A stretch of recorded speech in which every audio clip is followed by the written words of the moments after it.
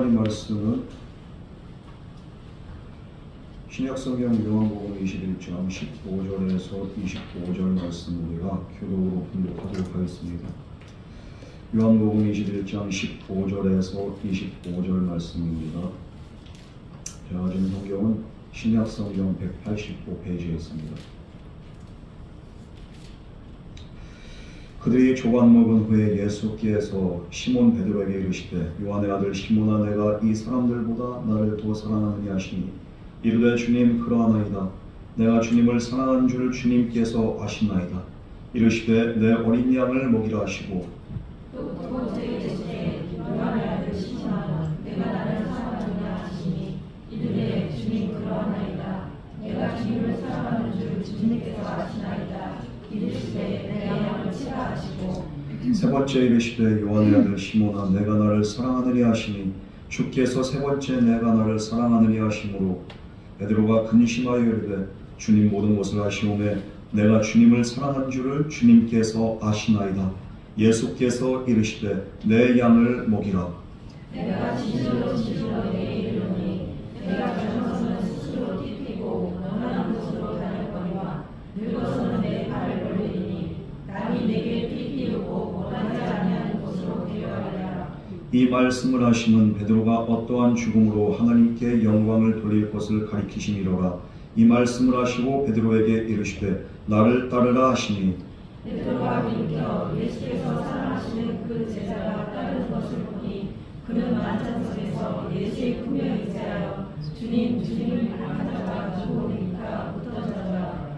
이에 베드로가 그를 보고 예수께 여짜오되 주님 이 사람은 어떻게 되겠사옵나이까? 예수께서 이르시되 내가 올 때까지 그를 먹이게 하고자 할지라도 내게 여기서 살아있냐 너는 나를 따르라 하시더라. 이 말씀이 형제들에게 나가서 그 제자는 죽지 아니하겠다 하였으나 예수의 말씀은 그가 죽지 않겠다 하신 것이 아니라 내가 올 때까지 그를 머물게 하고자 할지라도 내게 무슨 상관이냐 하신 것이로라. 이 일을 진언하고 이 일을 기록한 제자가 이 사람이라. 우리는 그의 직원이 참된 줄 알아. 다시 공독하겠습니다. 예수께서 행하신 일이 이 외에도 많으니 만일 낱낱이 기록된다면 이 세상에 이 기록된 책을 여기에 부족할 줄 아노라. 우리 이 시간 다 같이 기도하겠습니다. 사랑하는 하나님 아버지, 오늘도 한없이 부족하고 연약한 죄 많은 우리를 사랑하시고 오늘도 주님의 자기의 손길로 인도하시고 우리의 모든 죄를 십자가의 보혈로 씻어맑혀 주심에 감사드립니다. 오늘도 우리가 자격이 있어서 하나님 자녀 된 것이 아니라 하나님의 은혜로 말미암아 주님 자녀 되고 또한 하나님의 은혜에 전해서 예배드릴 수 있는 은혜를 허락하신 줄 믿습니다. 언제나 이 사랑과 은혜를 깨달아 언제나 주님 뜻에 아버지의 순종하며 우리가 감사함으로 믿음 생활할 수 있도록 오늘 이 시간 우리에게 온전한 은혜와 믿음과 주님의 신령한 축복과 온전한 아버지 역사를 우리 가운데 이루어 주시옵소서. 우리는 온전히 겸손하게 주님 말씀 받듭니다. 주여 우리의 마음을 열어주시다 우리가 진정으로 주님의 말씀에 순종할 수 있는 온전한 순종의 은혜와 믿음으로 하여 주시옵소서. 예배를 방해하는 모든 어둠의 권세들 다 떠나가게 하여 주시옵시고 주님만이 좌정하셔서 우리의 영혼육을 주관하여 주시옵소서. 예수님 이름으로 기도드렸습니다. 아멘. 오늘은 요한복음 마지막 시간입니다. 어떻게 또 하다 보니까 그새 그냥 요한복음도 이제 끝을 이렇게 맺고 있습니다. 이 요한복음 21장에서는 부활하신 예수님께서 제자들 세 번째로 찬양하신 그런 장면이 나옵니다. 이 장소가 디베리아 호수라고 했어요. 예수님께서 부활하신 후에 갈릴리에서 제자들을 만날 것이라고 이 여인들을 통해서 간접적으로 전달했어요. 이 예수님의 전달을 받고서 이들이 이제 갈릴리 디베리아 호숫가로 이렇게 나갔는데 예수님을 기다리는데 이상하게도 예수님이 안 계셔요. 예수님이 먼저 와 계실 줄 알았는데 안 계신단 말이죠. 기다려 봤는데 무리하단 말이죠. 그러니까 이들이 베드로가 추측이 돼서 아예 그럼 고기나 잡으러 가야겠다. 기왕 이렇게 간만에 갈릴리 왔는데 고기나 잡고 우리 좀 이렇게 뭐 소소하게 이렇게 그 돈벌이라도 해야 될 거 아니에요.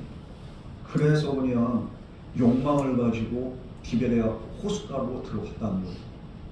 그렇게 해서 밤새도 그물질을 했습니다.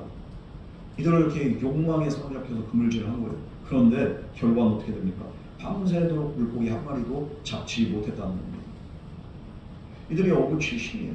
이들이 기술자예요. 돈을 못 버는 게 아니에요. 그런데 그들은 빈손으로 배를 몰고 육지로 나올 수밖에 없어요.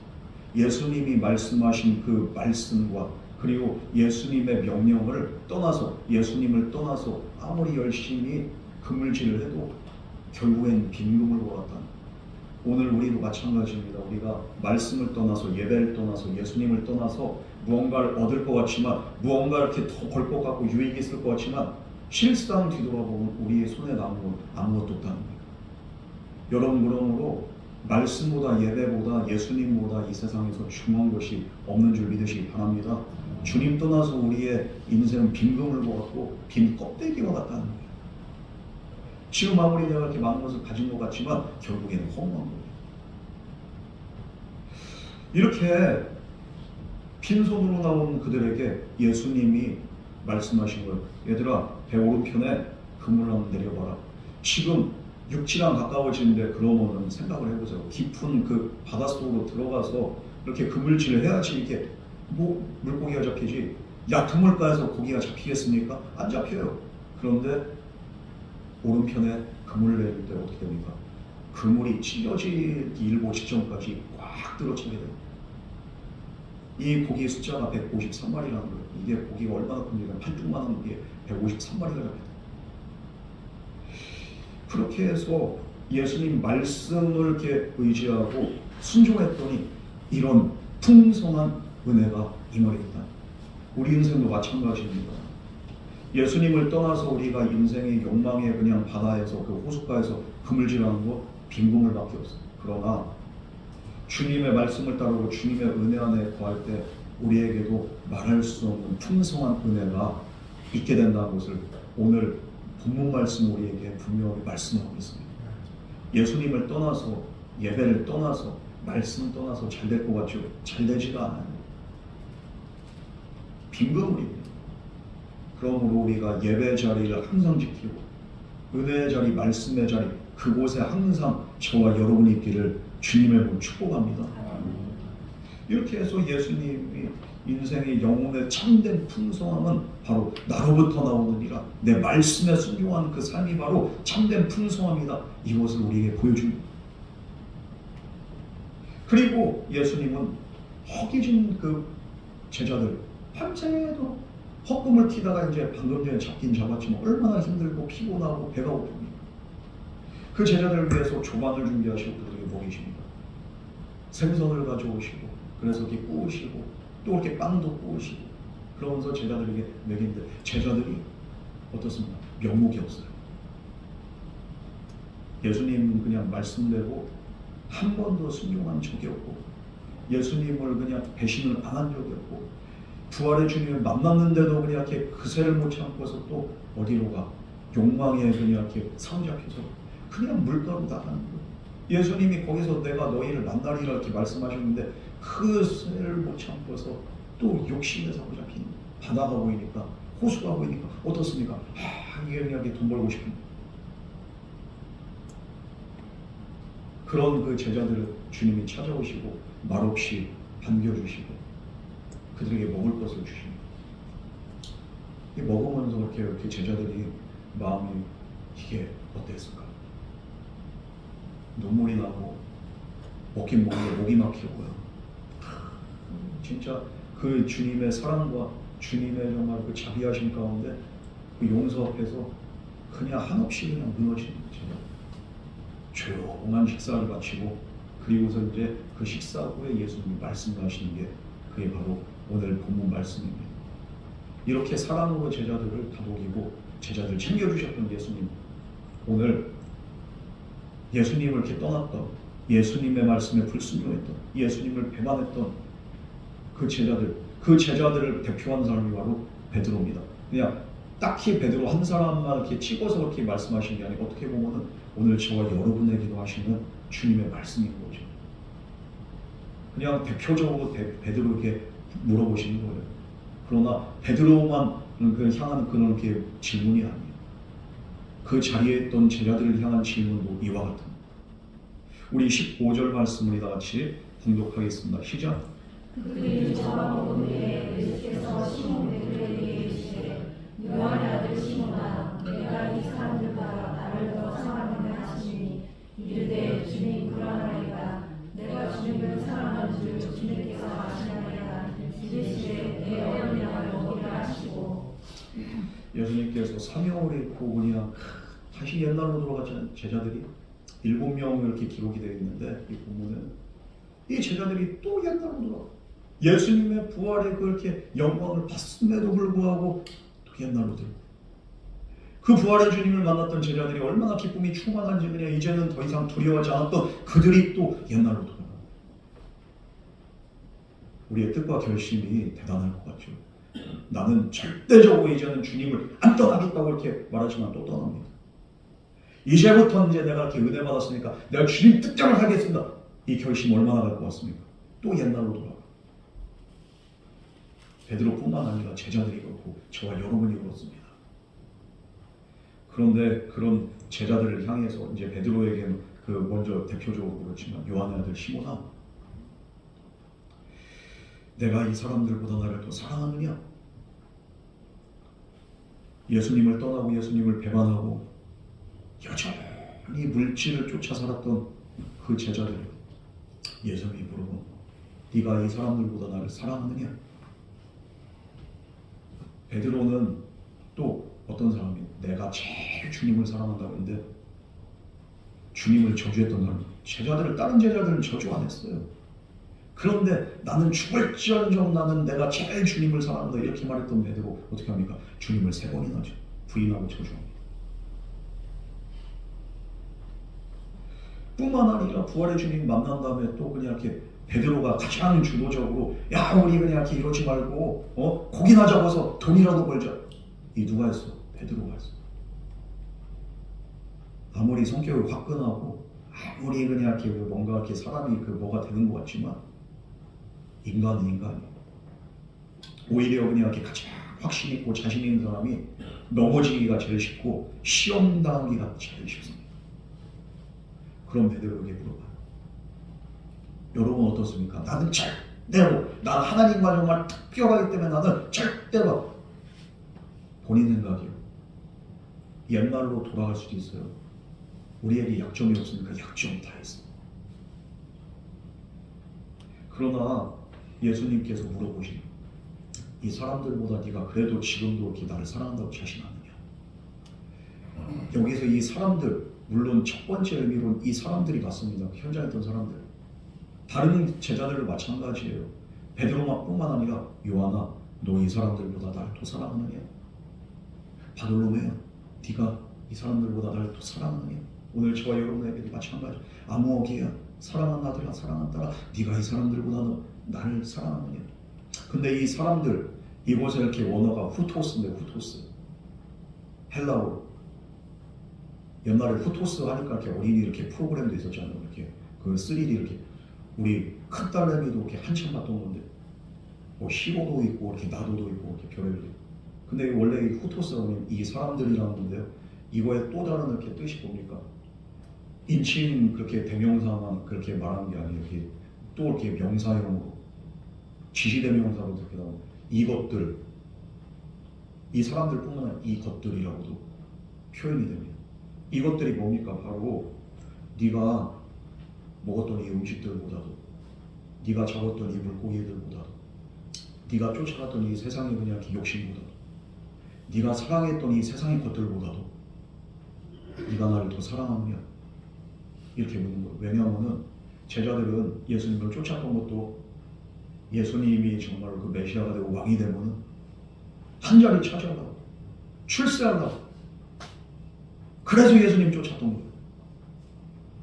예수님을 따라가는 사람들의 환호가 있었어. 이것 때문에 또 예수님을 따라갔던 거. 그러면서 예수님 사랑한다고 그들은 그렇게 말했던 거죠.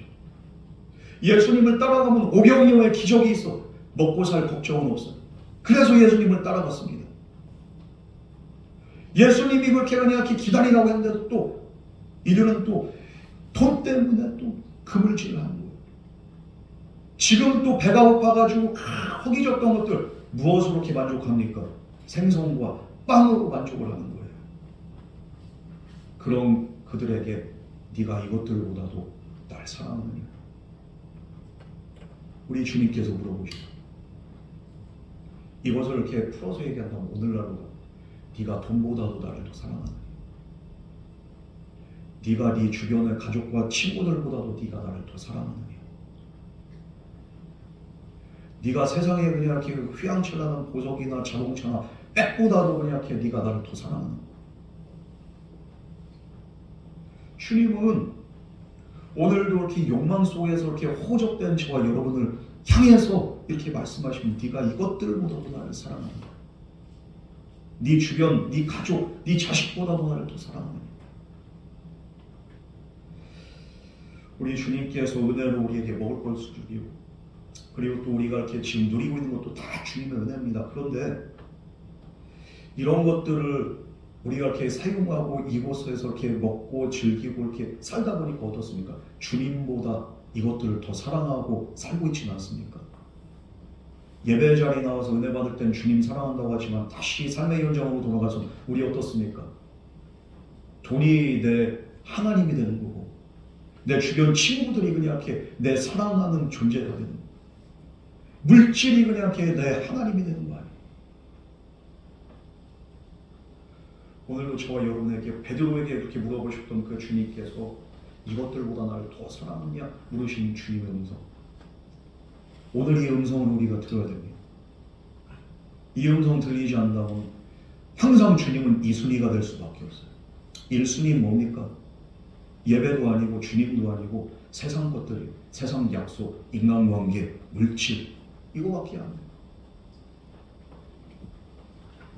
주님께서는 우리를 위해서 하늘 보좌를 다 버리시고 하나님이신 예수님께서 사람의 몸으로 이 땅에 오셔서 우리를 위해서 그 귀한 목숨까지도 바치시고 그러면서까지 우리를 사랑하셨는데 이 주님의 사랑이 그냥 우리가 체감이 안 되니까 그 사랑이 그냥 이렇게 내가 볼 때는 별 볼 일 없으니 주님보다 세상 것들을 더 쫓아가는 거 아니겠습니까?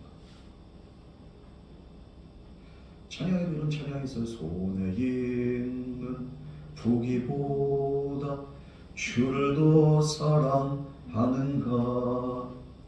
이슬 같은 목숨보다 주를 더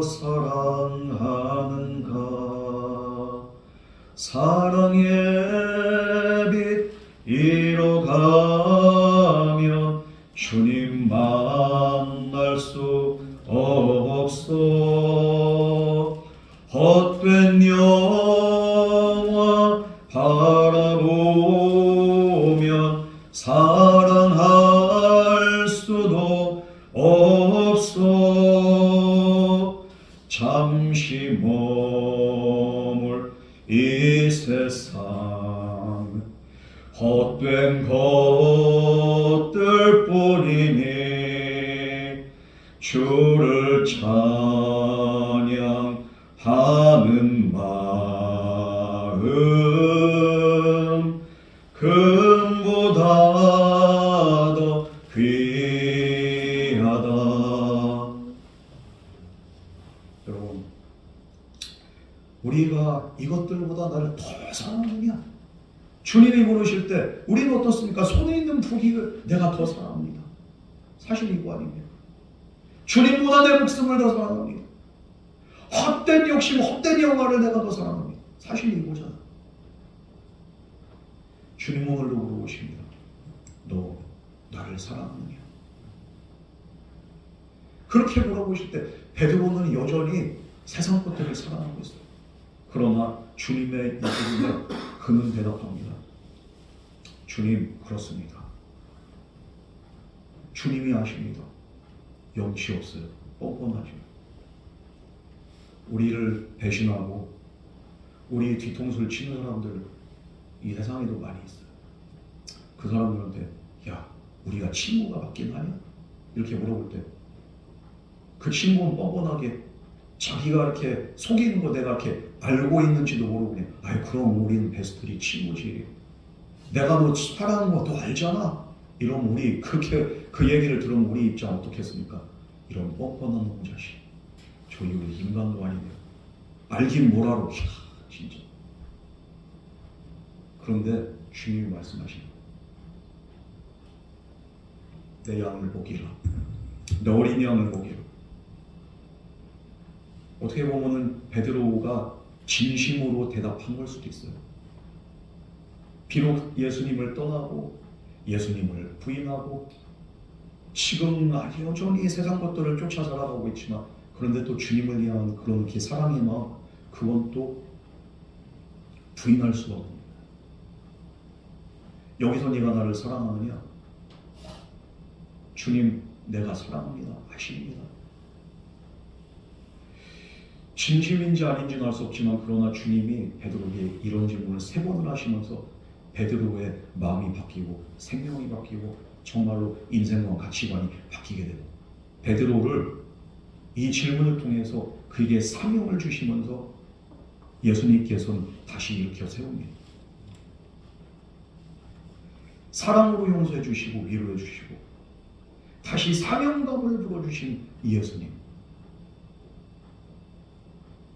그 예수님께서 이 질문과 대답을 통해서 베드로의 마음의 그 상처와 트라우마, 그리고 베드로의 마음의 그 모든 세상적인 것들을 다 씻어내시고 주님의 사랑으로 다시 만드십니다. 오늘 저와 여러분에게 마찬가지입니다. 우리 주님이 우리의 그 연약함을 몰라서 그런 게 아니에요. 너무도 잘 아시죠? 때로는 우리의 그냥 입술의 고백이 너무도 그냥 이렇게 허망하고 거짓되고 진실되지 못한 걸 주님이 아심에도 불구하고 주님은 여전히 저와 여러분에게 말씀하신 걸 네가 나를 사랑한다.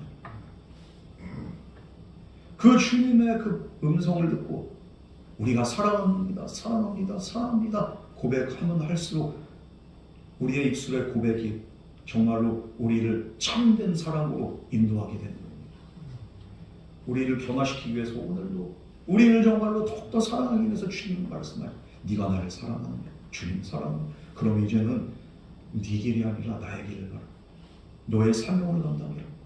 베드로에게 주실 사명이 바로 무엇입니까? 내 양, 내 어린 양을 보게라.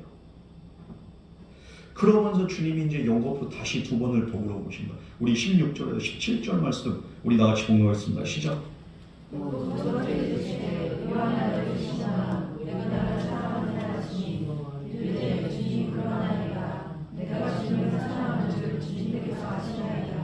이르시되 내가 양치하시고 세 번째 이르시되 요한아 너를 시모나 내가 나를 사랑하느냐 하시니 주께서 세 번째 내가 나를 사랑하느냐 하시므로 베드로가 근심하여 이르되 주님 무엇을 하시오매 내가 주님을 사랑하는 줄을 주님께서 아시나이다. 예수께서 이르시되 내 양을 먹이라. 예수님께서 3번이나 나를 사랑하냐고 물어보실 때 베드로는 3번의 반복적인 질문에 근심을 합니다. 내 속을 이렇게 보여줄 수도 없고, 물론 내가 이렇게 배신하고 내가 이렇게 연약하고 내가 또 옛날로 돌아 나도 알고 주님이 않지만 그렇다고 해서 주님을 안 사랑하는 게 아니에요. 우리도 마찬가지입니다. 주님을 안 사랑하는 게 아니에요. 주님을 사랑하죠. 그런데 여전히 내 안에 그냥 이렇게 변화되지 않는 그 속성들이 때로는 우리를 자꾸만 옛날로 끌고 갑니다. 그렇다고 해서 우리가 주님을 안 믿는 게 아니에요. 안 사랑하는 게 아니에요.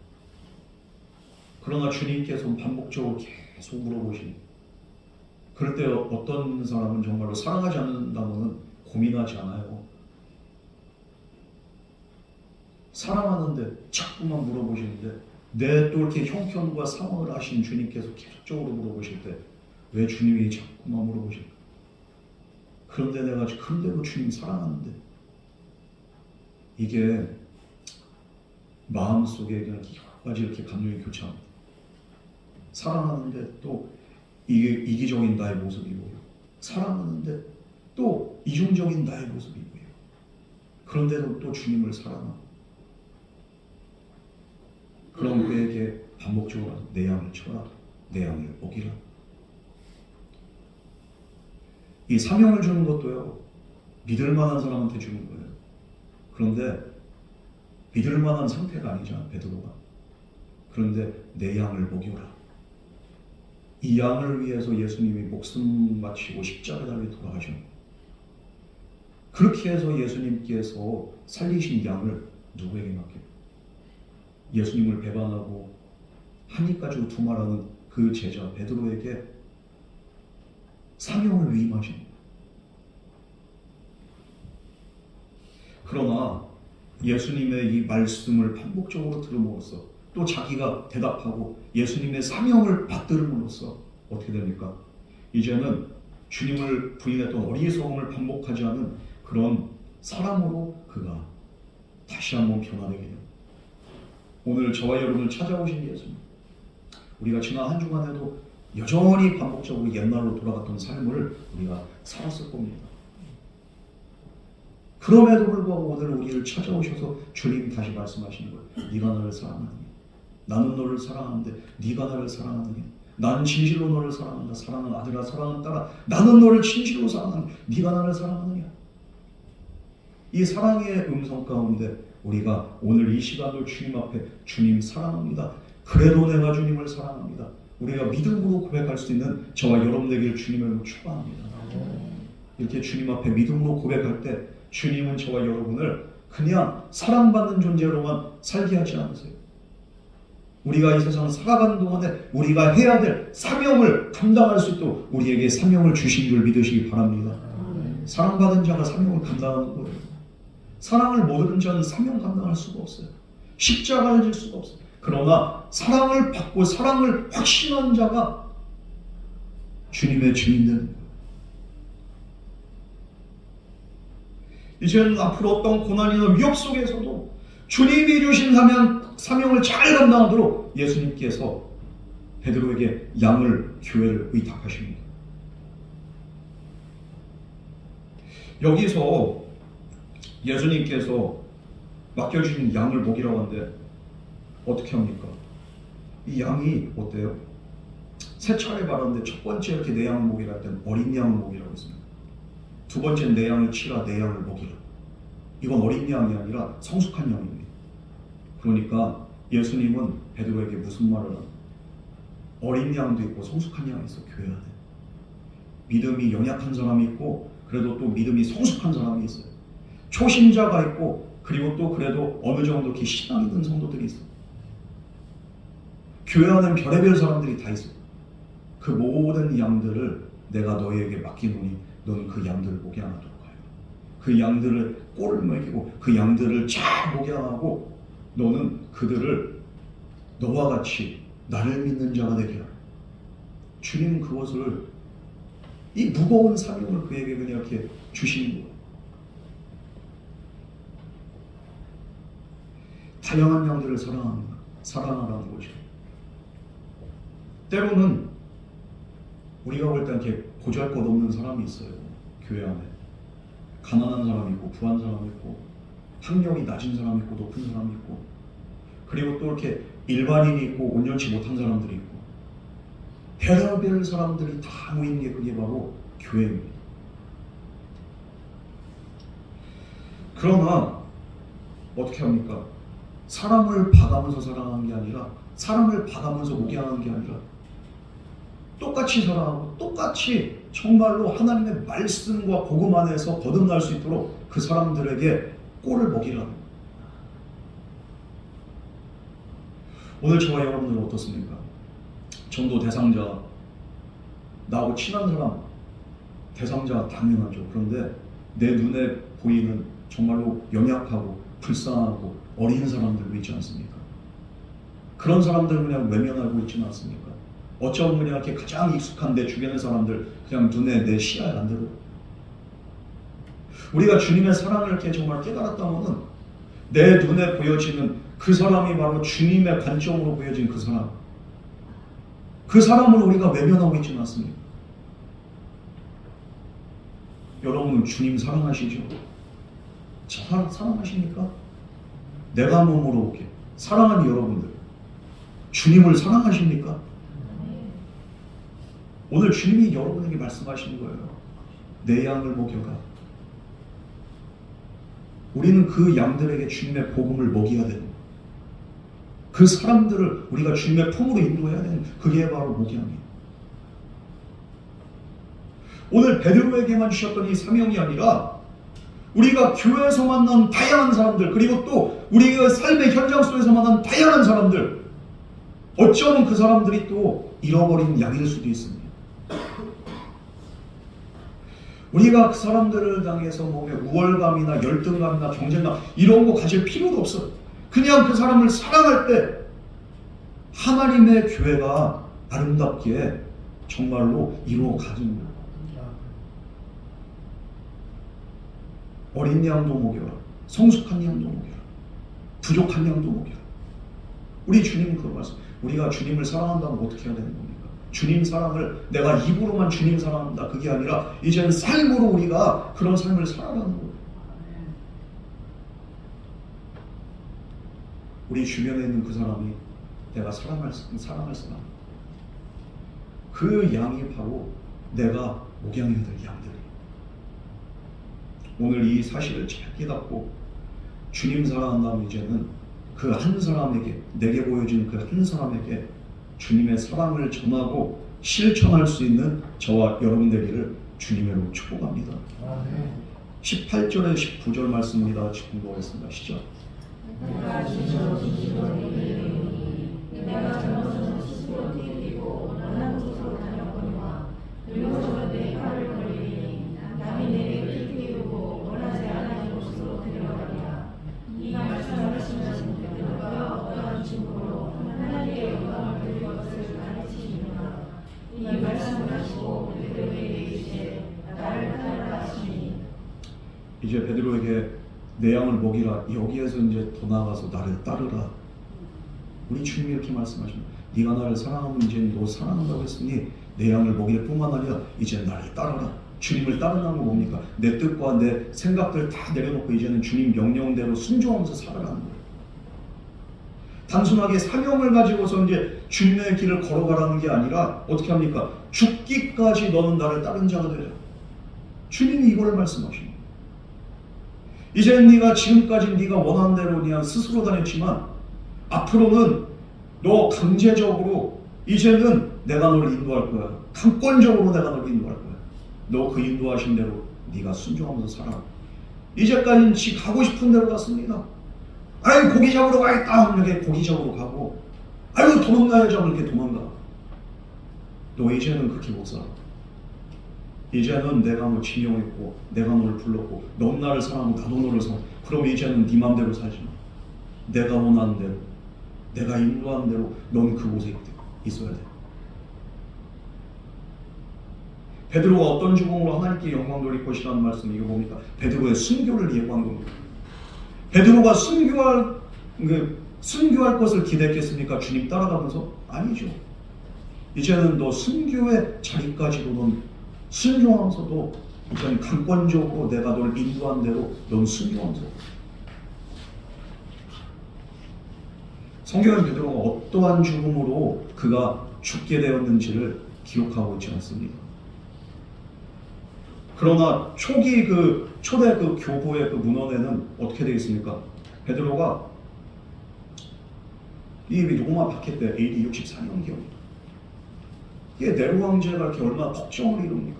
그래서 도망갔어요. 로마의 그렇게 교인들을 이렇게 교회를 뒤로 하고 일단 피해야지. 도망을 가는 길에 저쪽에서 주님이 이렇게 걸어오고 있는 거예요. 이 산 봉우리를 넘어가고 있는데 저쪽에서 주님이 걸어오고 계세요. 그때 라틴어로 코바리스 노미나, 이게 주여 어디로 가시나이까? 이게 이렇게 유명한 이렇게 기독교 용어인데 코바리스, 어디로 가시나이까? 그런데 주님께서 말씀, 네가 팽개친 십자가 지로 내가 다시 로마로 간다. 주님의 음성을 듣고서 베드로가 무릎 꿇고 회개합니다. 주님, 내가 다시 가겠습니다. 그러면서 내가 교회를 팽개치지 않고 내가 내 양들을 팽개치지 않고 다시 로마로 가겠습니다. 로마로 다시 보내고, 그리고서 잡혀갈 때까지 그는 목양하고 목회를 하다가 잡혀서 그는 십자가에 거꾸로 매달려서 그가 마지막 순교하게 됐다는 그런 초기 문헌의 기록이 있습니다. 오늘 주님 말씀처럼 늙어서는 어떻게 됩니까? 네가 띠를 띠고 묶여서 이제는 죽게 된다는 거예요. 물론 1차적으로는 잡혀서 이렇게 죽게 되는 거죠. 그러나 더 큰 의미가 뭡니까? 너는 이제 네 인생 네 길이야. 너는 내가 인도하는 대로 너는 죽음의 자리까지도 순종하면서 너는 이제 앞으로 나의 증인된 삶을 살게 돼. 바울은 이 사실을 너무 잘 알아서 자기를 뭐라고 합니까? 복음으로 예수 이렇게 은혜 안에서 이렇게 그 예수 그리스도의 종이 된 나 바울은 이러죠. 예수의 종된 나 바울은 종이라고 합니다. 둘로스. 이거는 내 그 생각이나 내 판단 이게 없어요. 그냥 명령대로 살고 명령대로 죽는 거예요. 종이 바로 그런 거예요. 바울은 자기 인생을 철저히 그렇게 규정하면 나는 주님의 종이라는 거예요.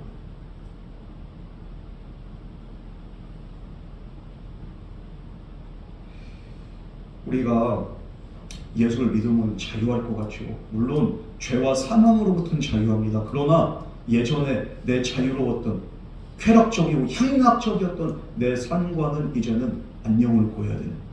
내 맘대로 사는 게 아니라 이제는 주님 뜻대로 살아야 돼요. 우리가 그냥 인생의 전부를 이제는 주님께 맡기고 전적으로 주님을 따라야 된다는 거예요. 우리가 젊어서 원하는 곳으로 자유롭게 그냥 다니는 인생, 어떻게 보면 이것이 행복한 인생인 것 같습니다. 그러나 그게 아니에요. 내가 원하지 않더라도 주님께서 인도하는 것으로 가는 게 그게 바로 복된 인생이고 그게 바로 행복한 인생이라는 거예요. 우리가 주님을 따른다고 해서 물론 베드로처럼 순교하고 초대교회 사도들처럼 순교해야 된다는 건 아닙니다. 그러나 그 순교의 정신으로 우리가 순종하며 살아야 된다는 거예요. 여러분, 주님께서 우리 각자의 맞는 길로 인도하실 때 내 마음대로가 아니라 정말로 주님이 인도하시는 주님의 선하신 뜻대로 살아갈 수 있는 저와 여러분 되기를 주님의 이름으로 축원합니다. 우리 20절에서 23절 말씀 우리 다 같이 공부하겠습니다. 시작. 베드로가 돌이켜 예수께서 사랑하시는 그 제자가 하나를 보니 그는 만찬석에서 예수의 품에 의지하여 주님을 파는 자가 누구니까 붙어자더라. 이에 베드로가 그를 보고 예수께 여짜오되 주님 이 사람은 어떻게 되겠어 하니까 예수께서 이르시되 내가 어디까지 그를 머물게 하고자 할지라도 내게 무슨 상관이냐 너는 나를 따르라 하시더라. 23절까지 하세요.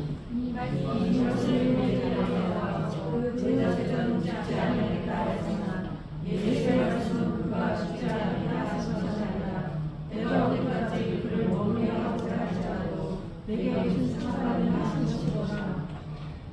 이 사도 요한에 대한 그 예언이 나오는데 예수님께서 너는 이렇게 나를 따른 자가 되라 그랬어요. 베드로야, 너 이제는 네 맘대로 못 살아. 너 죽을 때도 이제 네 맘대로 못 죽어.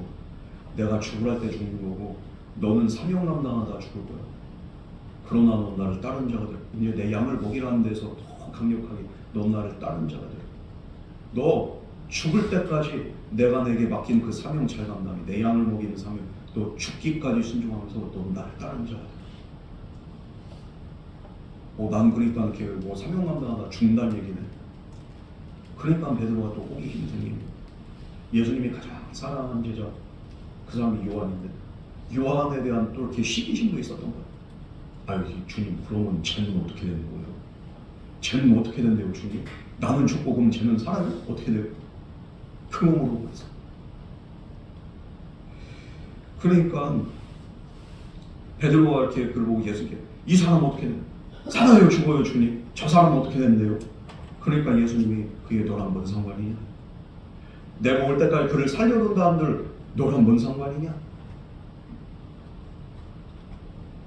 물론 이 말씀이 주님이 재림할 때까지 요한이 살아있는다는 그 말씀이 아니에요. 그때까지 이 사도 요한이 살아있다 한들 근데 예를 들어서 너와는 상관없는 일에 관심을 두지 말아라 이거예요. 왜냐하면 우리 각자의 사명이 다르고 은사가 다르고요. 역할이 다른 거예요. 우린 자기보다 타인의 삶에 그냥 이렇게 관심을 더 두는 거예요. 신앙생활 하면서도 내가 은혜 받고 내가 이렇게 또 하나님의 일을 잘 감당하면서 내 나름대로 내게 주신 그렇게 불리한 만큼 신앙생활 열심히 하면 되는데 다른 사람은 어떤가? 그것만 관찰하고 앉아있어. 그러면서 하나님 말씀 받을 때 내게 주신 말씀으로만 받듣고 이 말씀은 다른 사람이 들어야 되는데 아이고 이 사람이 들어야 되는데 저 사람한테 한 말씀이구만. 왜 남을 신경 씁니까? 신앙생활하면서.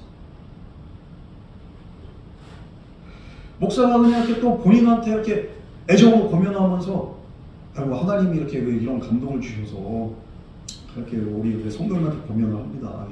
이렇게 사셨으면 좋겠습니다. 그러면 또 어떤 사람 아이고 그럼 김 집사는요? 아이고 이 집사는 어때요 목사님?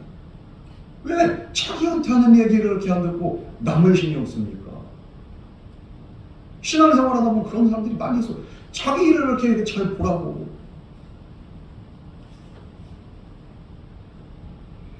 그래서 그런 사람들한테 하는 아주 옛날부터 유명한 말이 있잖아요. 친절한 금자씨가 어디서 이렇게 영화에서 유명한 대사가 있잖아요. 뭐라고 합니까? 너나 잘하세요. 너나 잘하세요. 아이고 내가 봤더니만 김 집사가 그냥 그렇대. 아이고 이 집사가 그렇대. 아이고 목사님이 너나 잘하세요. 남 신경 쓰기 전에 자기를 보라고. 우리 주님이 그거 말씀하신 거예요. 지금 너랑 뭔 상관이야. 네 사명 따로 있고 제 사명 따로 있어. 너는 그냥 날 따로 참말하지 말고 넌 순종하면서 네 길을 가면 돼. 꼭 신앙생활 하다가 자기 길 못 가는 사람들이 남만 쳐다보다 그냥 이렇게 사명감 나오고 가는 거야. 나는 다른 사람이 열심히 사명감 나오면서 이렇게 하는데 남만 쳐다보고 있어. 아니 본인 사명 감당 잘하면 되는 거예요. 여러분 우리의 각자의 사명이 다르고 믿음의 분량도 다르고 신앙이 다릅니다. 그러나 오늘 주님 말씀 뭡니까? 너랑 상관없어. 네 일이나 신경 써. 네나 열심히 신앙생활하고 네나 나를 잘 따르라. 여러분 남 보지 마시고 하나님과 나와의 관계를 신경 쓰면서 의의 길, 정도의 길 갈 수 있는 저와 여러분 되기를 주님으로 축원합니다. 성경에서는 너랑 뭔 상관이냐 이건데 요즘 말로 하면 너나 잘하세요. 교회에서 이렇게 남에 대해서 그냥 참 관심 많은 사람 계속 아이고 뭐가 어쩌고저쩌고 그랬디야 이런 너나 잘하세요. 우리 주님만 바라보고 오늘 우리 주님께서 뭐라고 말씀하십니까? 22절 말씀 보면 내게 무슨 상관이냐? 너는 나를 따르라. 다른 사람 신경 쓰지 말고 주님만 바라보고 내가 정말 주님을 따라가는 주님 말씀에 순종할 수 있는 저와 여러분 되기를 주님으로 축복합니다. 찬양의 찬송이 찬양장 주님 뜻대로 살기로 했네. 주님 뜻대로 살기로 했네. 주님 뜻대로 살기로 했네. 뒤돌아보지 않겠네. 우리가 주님 뜻대로 살면 되는 거지 어디를 쳐다보고 앉아있어요. 다른 데 보지 마시고 주님만 똑바로 바라보시고 주님을 따라갈 수 있는 저와 여러분 되기를 주님으로 축원합니다. 오늘도 주님은 저와 여러분 다른 사람 신경 쓰지 말고 너나 잘해. 너나 나를 따른 자가 되라. 너나 똑바로 살아. 남 신경 쓰지 말고. 남 쳐다보다가 나에게 주신 사명이나 나에게 그 향하신 하나님의 뜻을 놓치는 자가 되지 말고 그런 어리석은 자 되지 말고 오직 주님만을 따라갈 수 있는 그러면서 정말로 주님이 내게 주신 사명을 잘 감당하면서 한 영혼 한 영혼을 살릴 수 있는 저와 여러분 되기를 주님을 축복합니다. 우리 24절에서 25절 말씀 마지막으로 공부하겠습니다. 시작. 이 일을 증언하고 이 일을 기록한 자가 이스라엘아 우리는 그에서 이 선대자를 알아. 예수께서 하신 일이 이 일을 하나니 만약 나는 책을 기록한다면 이 세상이라도 이 기록된 책을 주기에 부족할 줄 아노라. 여러분 우리가 주님을 섬기는 우리의 삶의 우선순위가 뭡니까? 내 자신을 주님 앞에 온전히 내려놓고 주님의 뜻에 온전히 순종할 수 있도록 정말 우리가 주님의 인도를 받는 거예요. 그게 바로 우리의 삶의 우선순위가 된 줄 믿으시기 바랍니다. 오늘 이 저자도 이것을 왜 기록을 했는가? 바로 주님이 하신 모든 행적들을 기록하고 증언하면서 많은 사람들이 주님께로 돌아올 수 있도록, 그래서 내 삶에 대해서 그렇게 기록한 게 아니라 이 일을 증언하고 이렇게 했다는 것이 있잖아. 그 바로 이 사람이라 이렇게 하죠. 이 사람. 내가 기록했노라 이것도 아니고 이 사람이라. 내 자신을 그냥 이렇게 3인칭으로 그냥 기록을 합니다. 남은 없는 거예요. 주님 주신 사명을 그냥 이렇게 온전히 순종하면서 이것을 기록하고 또 인생도 그런 인생을 사는 거예요. 그렇게 하면서 정말로 우리는 그의 증언이 참된 줄 압니다. 내 생각 한마디도 안 들어요. 모든 것들이 다 성령의 감화 감동 안에서 이것을 다 기록을 했고, 그리고 이것은 정말로 참된 증언이다. 그는 그렇게 고백을 합니다. 그러면서 이제 마지막으로 예수께서 행하신 일이 이외에도 많으니 만일 낱낱이 기록된다면 이 세상이라도 이 기록된 책을 두기에 부족할 줄 압니다. 물론 좀 이렇게 과장법이긴 하지만 예수님이 행하신 것들이 이것보다 많지요, 실제로. 뿐만 아니라 여기서 말씀한 건 뭡니까? 바로 예수님의 행하신 일을 믿고서 이제 또 성령 안에서 감화 감동돼서 수많은 열매들이 맺혀지는 거예요. 이외에도 많다는 건 뭡니까? 셀 수 없을 정도나 그때부터 2000년이 지난 지금까지도 이 복음의 열매들이 맺혀서 하나님의 역사가 계속적으로 넘쳐서 오늘에 이르게 된 줄 믿으시기 바랍니다. 이렇게 해서 이 요한복음의 그 기록뿐만 아니라 이것이 이제 사도행전으로 또 넘어가는 거예요. 이게 요한복음에 기록되지 않은 것이 많이 있어서 낱낱이 기록할 수도 없거니와 그 수많은 사도들의 행적들과 그 수많은 교회와 성도들의 행적들, 예수 안에서 일어났던 수많은 열매들은 이것은 기록하고도 남음이 있어요. 이거 정말로 이건 우리가 오늘날 각 교회들 가운데서 일어나는 그 놀라운 역사들, 이건 일일이 다 기록할 수가 없어요. 여러분, 우리는 우리에게 주어진 삶을 통해서 어떻게 살아야 됩니까? 물론 우리가 이렇게 지금 살아가면서 이 세상을 바라보는 눈이 육신의 눈으로도 이 세상을 잘 바라봐야 되지만 또 다른 의미에서는 영적인 시각 가지고 우리가 이 세상을 살아가면서 무엇을 바라봐야 됩니까? 바로 이 세상과 작별하고 떠날 그날, 그리고 또 주님 다시 오실 그날을 우리가 바라보면서 우리가 그렇게 믿음으로 살아야 됩니다. 순종하면서 살아야 됩니다. 우리 주님 우리에게 주어진 사명을 바르게 우리가 이렇게 인지하고서 바울처럼, 이 베드로처럼 우리가 정말로 어떤 고난 속에서도 낙심하지 않고 사명의 길을 잘 바라보면서, 그러면서 넌 나를 따르는 자가 되라, 너는 나의 양을 먹이라. 오늘도 제가 여러분에게 이 사명을 우리에게 분명히 하십니다. 여러분, 한 가지 질문이 있어요. 여러분, 참된 행복은 어디 있을까요? 어떻게 하면 행복할 수 있을까요? 이 세상의 것을 많이 가진다고 행복한 게 아니에요. 돈이나 내가 소유한 어떤 것을 내가 이렇게 소유한다고 해서 진짜 행복을 주는 게 아닙니다. 여러분, 복권 당첨돼 보셨어요? 안 돼 보셨죠? 한 3등, 4등 이렇게 복권만 4등짜리, 5등짜리만 이렇게 당첨을 해도 기분이 좋아. 그냥 5,000원 이거 그냥 남은 그밖에 안 돼. 그래도 당첨돼요. 아우, 기분. 여러분 이렇게 뭐 주식이나 이런 거 이렇게 해보시지만 하지 않기를 원하시지만 주식해가지고 이렇게 대박난 사람들을 봐봐. 와, 그냥 이렇게 이게 그냥 이렇게 갑자기 그냥 팍 올라가면 야, 그 환호가 얼마나 하겠습니까? 와, 올라갔다고 이렇게 그냥 기다렸다가 그냥 이렇게 바로 그냥 꼬꾸라시는, 그게 바로 주식. 아무리 그렇게 해서 이렇게 돈을 벌었다는들 우리 안에 이렇게 기쁨이 있겠습니까? 없어요.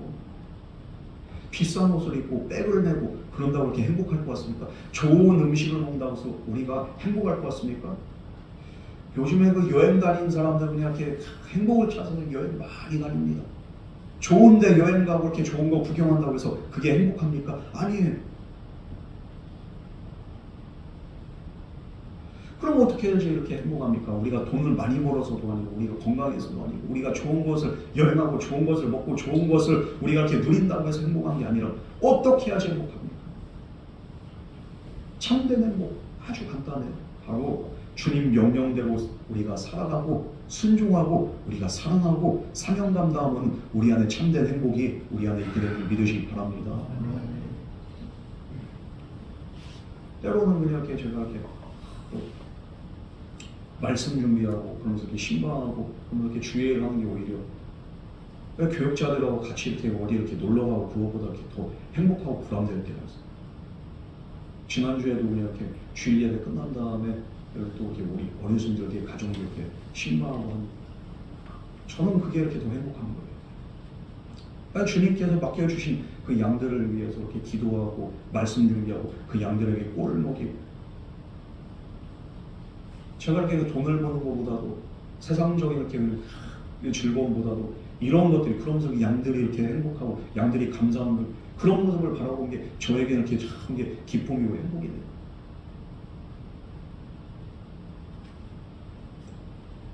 여러분, 정말 우리가 이웃을 사랑하고 하나님을 사랑하고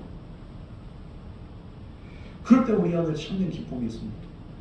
내가 싫어하는 사람이 있어요, 예를 들어서. 그런데 그 싫어하는 사람하고 관계를 확 끊어버린다고 해서 내가 행복합니까? 안 그래요. 봉준호 왜 안 왔냐 오늘? 야, 뭐 있을 때는 골치 아픈데 안 보이니까 또 이렇게 신경 쓰고, 이게 애증이라고 하는 거예요. 그런데 우리가 정말로 그래요. 인간관계도 내가 싫어하는 사람하고 이렇게 끈다고 해서 행복합니다. 어떻게 할 때 행복합니까? 내가 사랑하고 내가 베풀고 내가 정말로 한 영혼을 정말 구원하는데 정말 최선을 다하면서 그 영혼이 변화된 모습을 볼 때 우리 안에 참된 기쁨과 행복이 넘치게 된 줄 믿으시기 바랍니다. 아무리 힘들고 속이 상해도 오히려 품어줄 때, 그럴 때 기회가 있고 거기에 진정한 행복이 보람이 있다. 예수님은 배신자인 저와 여러분을 품어주고 기회를 주셨습니다. 정말 급이 안 되는 저와 여러분들을 예수님하고 이렇게 급이 됩니까? 우리의 친구가 되신 거예요, 그냥. 베드로 오늘 세 번째 내가 주님을 사랑합니다. 여기서 그 필레오로 이렇게 대답을 하는데, 주님이 아시는데 이 필레오는 뭡니까? 친구와 같은 사랑을 말합니다. 언제 그냥 이렇게 예수님과 친구가 됐어, 이게. 이렇게 친밀해졌어. 주님이 계속 물어보면서 그 예수님의 이렇게 물음과 대답 속에서 주님의 사랑을 진짜 직접적으로 체험한, 주님이 아십니다. 여기서 아십니다. 이것도 이렇게 단어가 다릅니다. 기노스코예요. 이 기노스코는 뭡니까? 바로 경험으로 인해서 깨달아지는 그런 깨달음을 말합니다.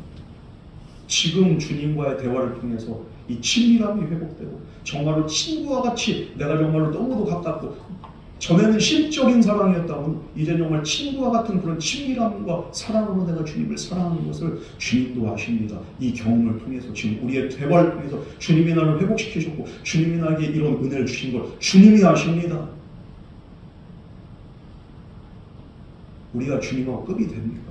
어떻게 친구가 될 수 있어요? 근데 나를 친구와 같이, 또 때로는 자녀와 같이 날 품어주십니다. 그러므로 주님이 우리를 사랑하신 것처럼 우리도 서로 사랑하고 섬길 때, 그리고 내게 주신 전도대상자를 사랑할 때 이 세상이 줄 수 없는 참된 행복과 기쁨과 평안, 주님께서 우리에게 약속하신 줄 믿으시기 바랍니다. 오늘 하루도 그리고 앞으로도 마찬가지, 우리가 욕심의 욕망에 늪에서 허우적대지 마시고 그 헛된 꿈을 다 버리고 세상 어떤 것보다 먼저 주님을 사랑하고 또한 주님이 사랑하는 양들을 우리가 사랑할 수 있는 저와 여러분 되기를 주님으로 축원합니다. 그렇게 될 때 주님께서 약속하신 건 뭡니까? 우리의 삶을 통해서 생명의 역사가 온전히 성취되고, 그리고 또 우리의 삶을 통해서 또 다른 사도행전적인 역사가 일어나게 된다는 거예요. 많은 열매가 25절 말씀 보면 행하신 일이 이 외에도 많다. 예수님이 행하신 겁니까? 예수님을 믿는 저와 여러분을 통해서 행한 일들이, 역사가 이제 앞으로 점점점 많아지게 됩니다. 그 역사의 중심에 저와 여러분이 있기를 주님의 이름으로 축원합니다. 우리 이 시간 같이 기도하겠습니다. 사랑과의 하나님 아버지, 내가 나를 사랑하니라 말씀하신 그 주님의 음성 앞에 우리도 그 주님의 사랑과 은혜를 깨닫고 온전히 경험하고 정말로 이제는 전에는 내 마음대로 살았던 내 인생, 이제는 내가 순종하며 주님 뜻에 온전히 나를 맡기는 그런 복된 삶으로 인도하실 줄 믿으며 순종하며 사는 그런 복된 삶을 살게 하여 주시옵소서. 전에는 내 마음대로 살았으나 이제는 주님 뜻대로 살아가며 사랑하며 순종하며 섬기며 베풀며 살기를 원하오니 주여 우리가 순종할 수 있도록 온전한 믿음과 은혜 허락하여 주시옵소서. 변화시켜 주시옵소서. 주님 안에서 주님의 역사가 우리의 삶을 통해서 나타나게 하여 주시옵소서. 이 모든 말씀 거룩하신 예수님 이름으로 간절히 기도드렸습니다. 아멘.